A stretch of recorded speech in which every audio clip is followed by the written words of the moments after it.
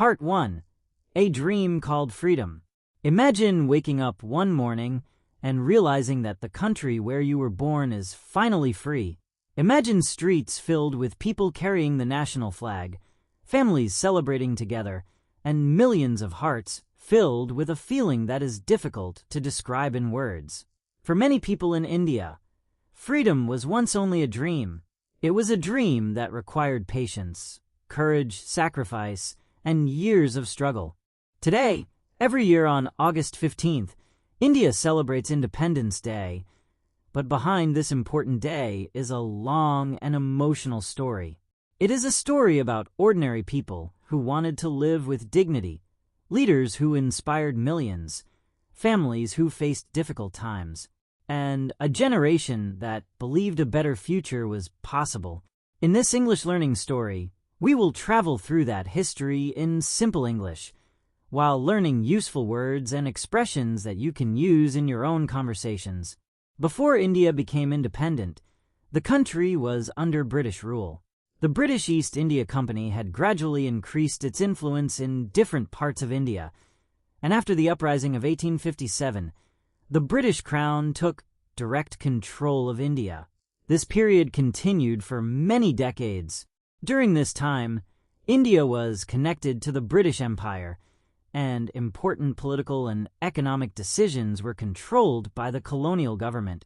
The word colonial describes a system in which one country controls another country or territory.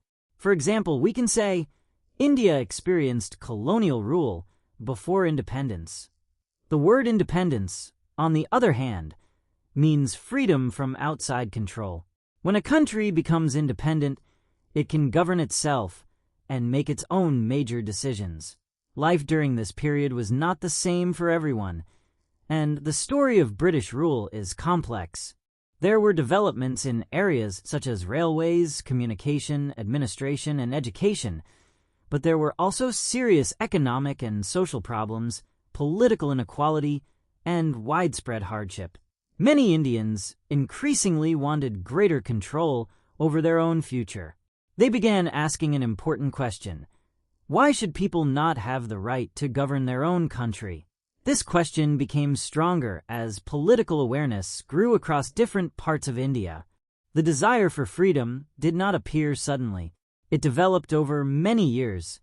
Different people and groups contributed to India's independence movement in different ways. Some worked through political organizations, some wrote newspapers and books, some organized peaceful protests, some participated in revolutionary activities, and many ordinary people joined movements in towns and villages. The word movement is important here. A movement is an organized effort by many people who want to create social or political change. When we say the freedom movement, we are talking about the many efforts made by Indians to achieve self-rule and independence. One of the most important organizations in this story was the Indian National Congress. Founded in 1885, over time, it became a major platform for Indian political activity.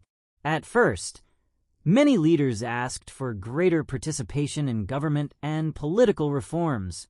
Later, the demand for self-government became much stronger. As the 20th century began, the independence movement grew and reached more people.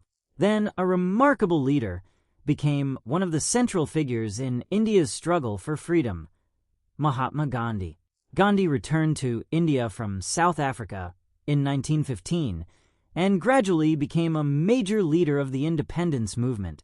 He promoted methods based on nonviolence and peaceful resistance. The word nonviolence means choosing not to use physical violence, even when facing serious disagreement or opposition. Gandhi believed that people could challenge unjust systems through peaceful action, discipline, unity, and courage. One of Gandhi's powerful ideas was satyagraha, a term associated with truth and nonviolent resistance. Instead of responding to unfair treatment with physical violence, people could peacefully refuse to cooperate with unjust systems. This idea inspired many people in India.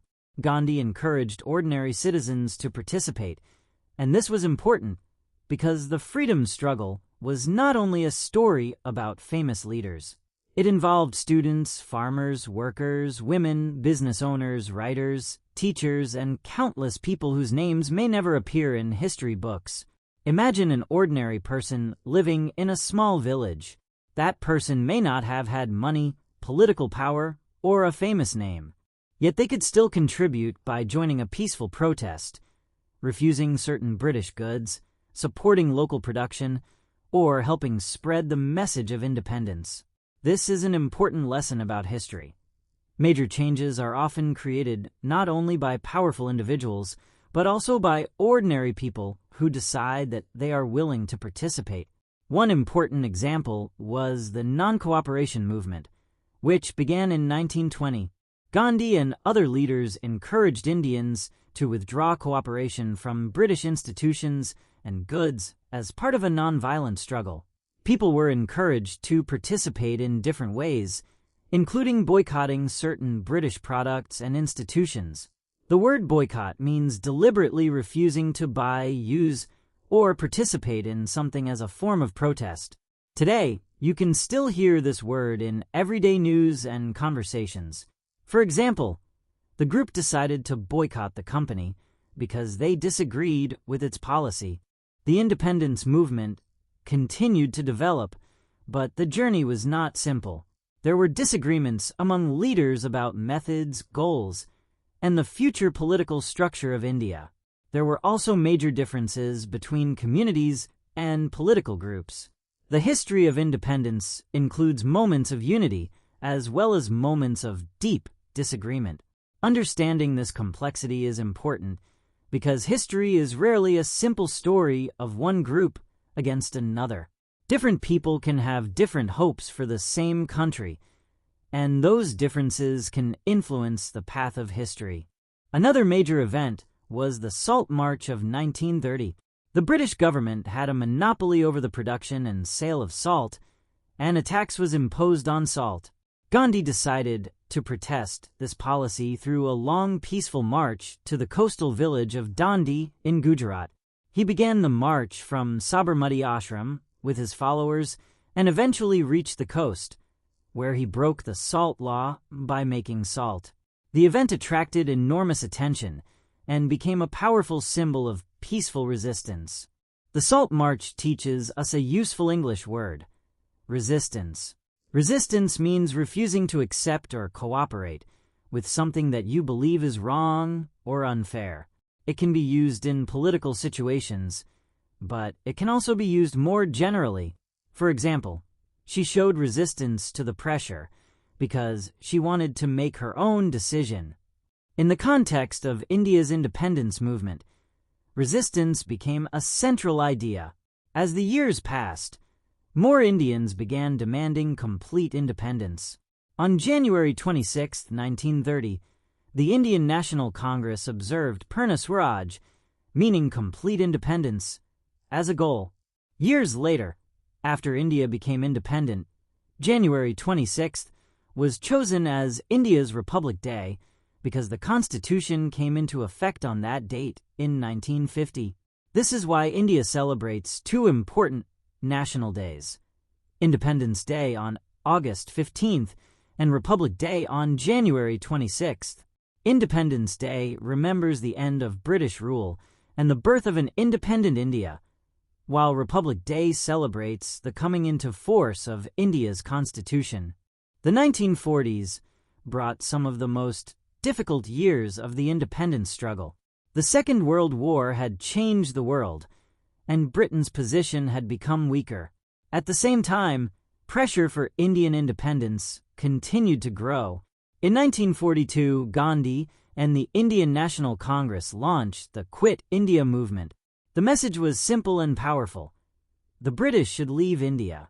Many leaders were arrested, but the movement showed how strong the demand for independence had become. The word sacrifice is very important when talking about this period. Sacrifice means giving up something valuable for an important purpose. Many people sacrificed their freedom, safety, careers, education, comfort, and sometimes their lives during India's long struggle for independence. Families experienced arrests, financial difficulties, violence, and uncertainty. Some people spent years in prison because of their political activities. Others lost their lives while participating in the struggle.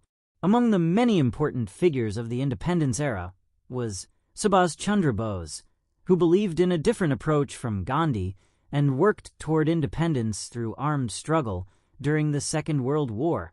He became associated with the Indian National Army, or INA. His famous call, "Give me blood, and I will give you freedom," became associated with his movement. Bose remains an important and complex figure in Indian history, remembered by many for his determination and willingness to take a different path toward independence. Another major leader was Jawaharlal Nehru, who became an important figure in the Indian National Congress and worked closely with Gandhi. Nehru believed strongly in India's future as a modern, democratic nation. He became the first Prime Minister of independent India. There were also many women who played important roles in the freedom struggle, including Sarojini Naidu, Aruna Asaf Ali, Sucheta Kriplani, and many others. Their contributions remind us that India's independence movement was much larger than a small group of famous men. As the demand for independence became stronger, negotiations between British leaders and Indian political leaders continued. But another painful issue was becoming increasingly important: the question of how power would be shared between different religious communities. The Muslim League, led by Muhammad Ali Jinnah, increasingly demanded a separate homeland for Muslims. Political disagreements became more serious, and communal tensions increased in different parts of the country. Eventually, the British government decided that power would be transferred, but the process would involve the partition of India. In 1947, British India was divided into two independent countries, India and Pakistan. The partition led to one of the largest and most painful migrations in modern history. Millions of people crossed borders, often leaving behind their homes, land, businesses, and communities. Many families experienced fear and violence, and a very large number of people lost their lives. This part of the story is important to remember because Independence Day is not only a celebration, it is also a day to remember the enormous human cost surrounding independence. Freedom brought joy and hope, but 1947 also brought deep pain to millions of families. When we celebrate the national flag today, we can remember both sides of history: the happiness of freedom and the suffering that accompanied the birth of two new nations. And then came the historic moment. On the night of August 14, 1947, people across India waited for a new beginning. In New Delhi, preparations were taking place for the transfer of power. As midnight approached, the country stood at the edge of a historic moment. On August 15, 1947, India became independent from British rule. Jawaharlal Nehru delivered his famous "Tryst with Destiny" speech as India entered independence. In his speech, he spoke about India's long journey and the responsibilities that came with freedom. India was no longer under British colonial rule. After centuries of political changes and decades of struggle, the country was beginning a new chapter as an independent nation. For millions of Indians, that day represented something deeply emotional. Parents could tell their children that the country was now free. People could look at the Indian flag and understand that it represented a nation governing itself. There was celebration across the country, but there was also uncertainty because the new nation faced enormous challenges. It had to rebuild its economy, help millions of displaced people, create strong institutions, protect unity, and establish a democratic system. And this is where our story will continue. India had achieved independence, but freedom was not the end of the journey. It was the beginning of a new responsibility. The people of India now had to decide what kind of country they wanted to build. They needed a constitution, democratic institutions, schools, industries, roads, hospitals, opportunities, and a shared sense of national identity. Part 2: From Independence to a New India. When India became independent on August 15, 1947, the people of the country experienced a moment they had waited for over many years. But independence was not the end of India's problems. In many ways, it was the beginning of an even greater responsibility. The country had to build a new future while dealing with the painful effects of partition, poverty, displacement, social differences, and the enormous task of creating a democratic nation. Millions of people had moved from one side of the new borders to the other, leaving behind homes and communities that their families had known for generations. The new Indian government had to help these people begin their lives again. The word displacement means being forced to leave the place where you normally live. It is a difficult word, but it is important for understanding this period of Indian history because so many families experienced it in 1947. At the same time, India had to create a system of government that would represent its people. The country needed rules that would protect citizens and explain how the government should function. This enormous responsibility was given to the Constituent Assembly, which worked on the Constitution of India. Dr. B.R. Ambedkar became the chairman of the drafting committee and played a major role in preparing the Constitution. The Constitution was adopted on November 26, 1949, and came into effect on January 26, 1950. On that day, India became a republic. The word republic means a country in which the people are represented through an elected system of government rather than being ruled by a hereditary monarch. This is why January 26th is celebrated as Republic Day, while August 15th remains Independence Day.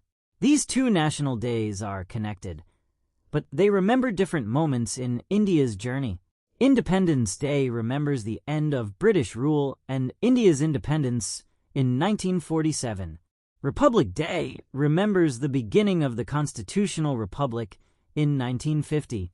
Understanding this difference is useful not only for learning history, but also for improving your English, because it gives you a natural way to practice words such as independence, constitution, republic, democracy, freedom, responsibility, and government.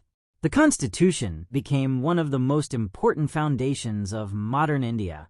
It established the basic structure of the government and described important rights and responsibilities. It also expressed the vision of India as a sovereign, socialist, secular, democratic republic. The Constitution was designed to create a system in which citizens would have equal legal status, and the government would operate according to established rules.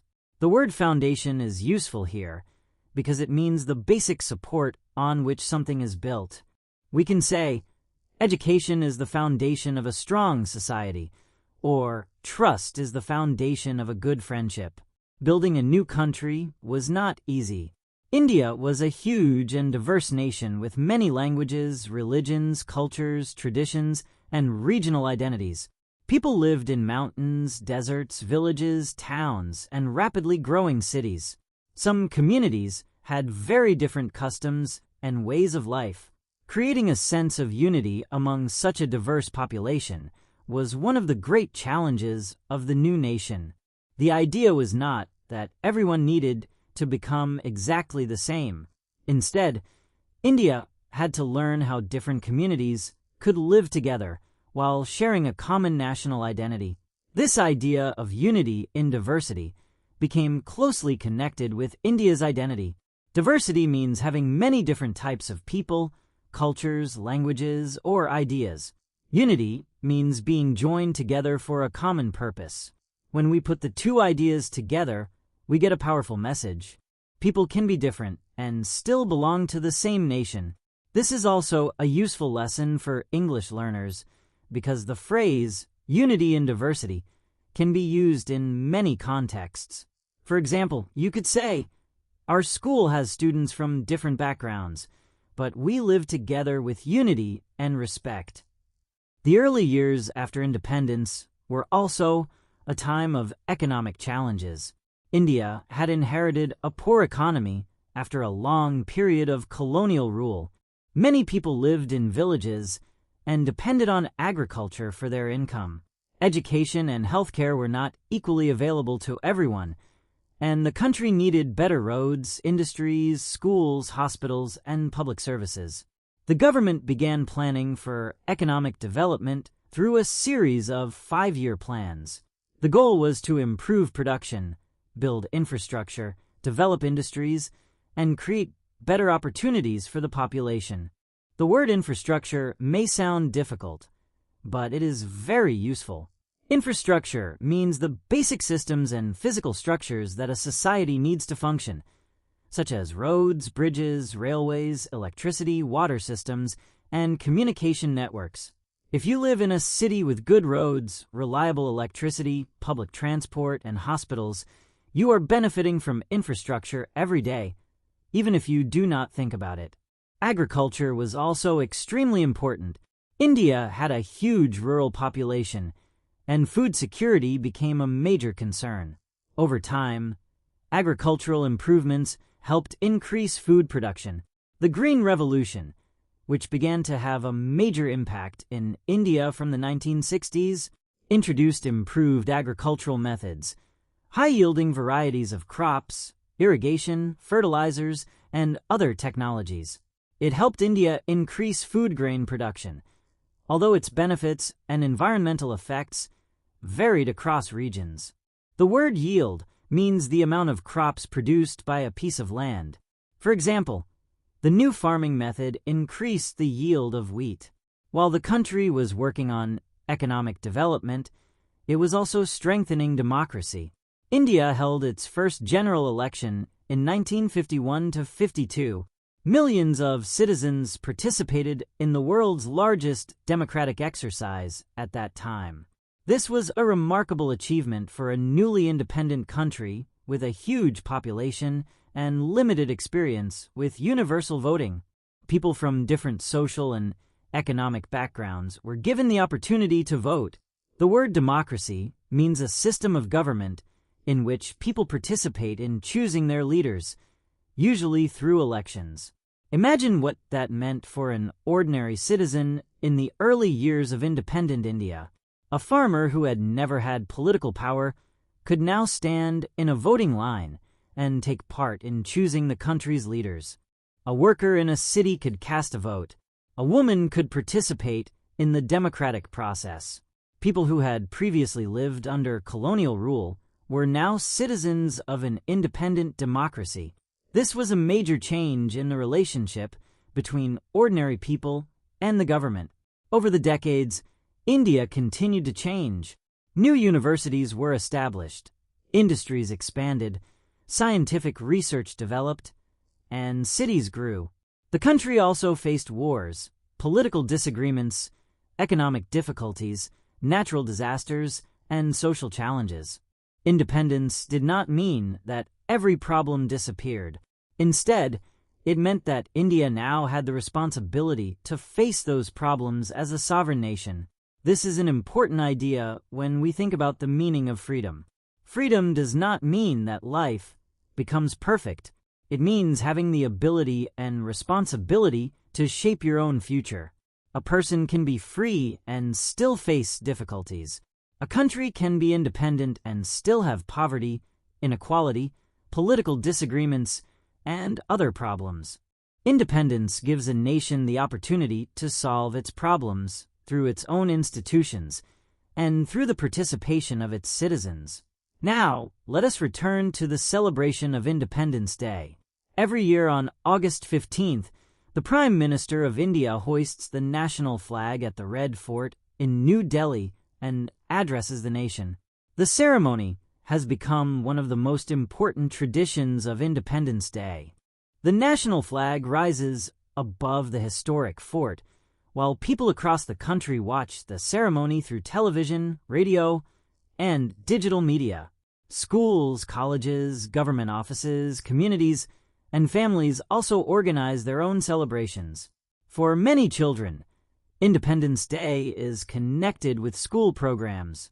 Students may arrive at school wearing traditional clothes or the colors of the national flag. They may participate in speeches, songs, cultural programs, quizzes, drawing competitions, and other activities. Teachers often explain the history of India's independence and encourage students to think about the meaning of freedom. The atmosphere can be joyful, but the day also carries a deeper message about responsibility. The three colors of the Indian national flag also have special significance. The flag has saffron at the top, white in the middle, and green at the bottom, with the Ashoka Chakra in navy blue at the center. The Ashoka Chakra has 24 spokes. The flag is one of the most recognizable symbols of India, and on Independence Day it can be seen across cities, villages, schools, homes, and public spaces. But perhaps the most important question is this: what does independence mean to us today? For someone who lived in 1947, independence meant freedom from colonial rule. For people today, the meaning can be broader. Freedom can mean the opportunity to study, work, express ideas, participate in democracy, and contribute to society. It can mean having the responsibility to respect the rights of others. It can mean helping the country become stronger through education, honesty, hard work, kindness, and responsible citizenship. Imagine a young student sitting in a classroom on Independence Day. The student may hear stories about people who fought for freedom many decades ago and wonder, what can I do today? The answer does not always have to be something dramatic. A student can study sincerely. They can respect their teachers and classmates. They can help someone who is struggling. They can learn about the country instead of spreading false information. They can keep public spaces clean. They can treat people from different backgrounds with respect. These actions may appear small, but a nation is built through millions of small actions performed by its citizens every day. This is why Independence Day is not only about remembering the past, it is also about thinking about the future. The people who struggled for freedom could not know exactly what India would become decades later. They could only hope that future generations would have greater opportunities. Today, we are those future generations. The responsibility now belongs to us. And this brings us to another important English word: legacy. A legacy is something valuable that a person or generation leaves behind for others. The freedom struggle is part of India's legacy. The Constitution is part of that legacy. The institutions built after independence are part of that legacy. The sacrifices made by earlier generations are also part of that legacy. Our responsibility is to protect the good parts of that legacy while continuing to improve the country. When we look at India's journey from 1947 to the present, we can see enormous changes. India has developed advanced industries, a large technology sector, major scientific institutions, a growing economy, and a huge population of young people. Indian scientists have contributed to space exploration, medicine, engineering, and many other fields. Indian businesses operate around the world, and millions of Indians contribute to global education, technology, healthcare, research, and culture. At the same time, India continues to face challenges: poverty, inequality, unemployment, pollution, access to education, healthcare, and other social and economic issues remain important concerns. A mature understanding of independence does not mean pretending these problems do not exist. Instead, it means recognizing them and asking what can be done to improve people's lives. That is one of the most powerful lessons of Independence Day. Loving your country does not mean believing that everything is perfect. It means caring enough to want the country to become better. Patriotism can include pride, but it can also include responsibility. It can mean respecting the Constitution, helping your community, protecting the environment, supporting education, and treating other citizens with dignity. As English learners, you can also use this story to practice expressing your own thoughts.